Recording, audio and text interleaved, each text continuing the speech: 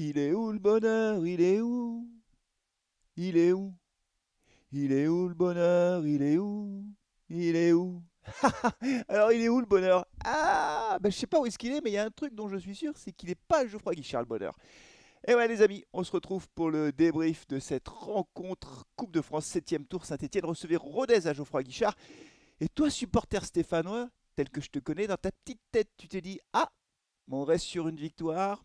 Coupe de France, 7e tour, est-ce qu'on peut pas imaginer passer quelques tours, se faire plaisir, hein, un petit peu de bonheur dans cette saison morose? Tu t'es dit, en plus on reçoit Rodez à domicile. Allez, ça pourrait passer, ça devrait passer normalement. Bah non, non, refusé, à dégager, éliminé.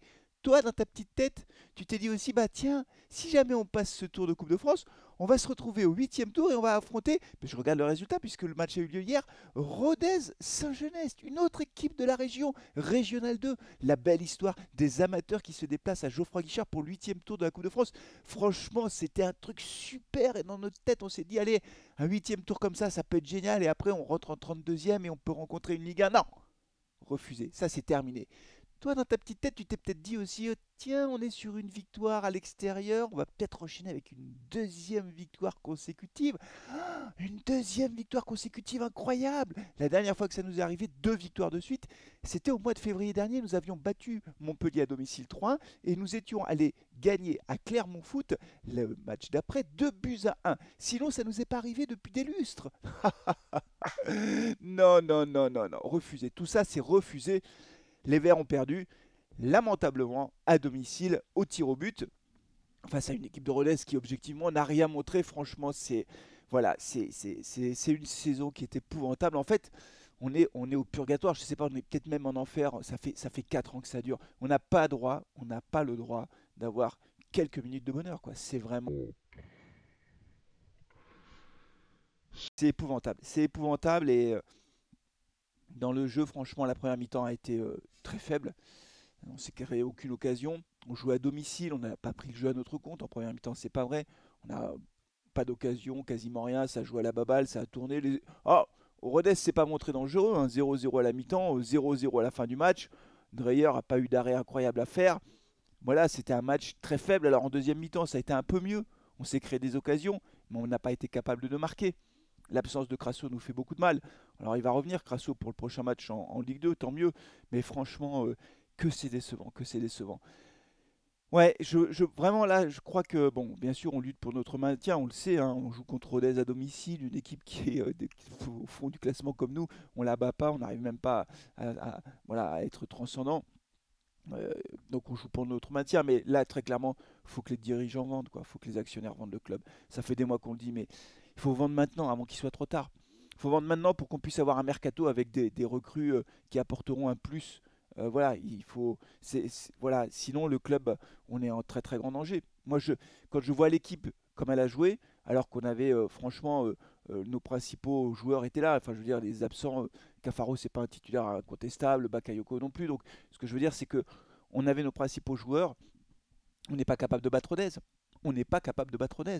Donc très clairement, on est vraiment, mais je l'ai dit, hein, direction le national après la défaite face à Pau, on est dans une situation catastrophique. La victoire à Amiens, elle nous fait un bien faux classement, elle fait un bien faux moral, mais franchement, on n'a pas de tir cadré. Le seul tir cadré qu'on a, c'est le penalty, on gagne 1-0. Donc franchement, ça n'arrivera pas à tous les matchs, c'est des miracles comme ça. Donc on est vraiment dans une situation épouvantable en vrai. C'est ça la réalité. Donc voilà, il faut qu'au mercato d'hiver, on ait des recrues un peu plus solides.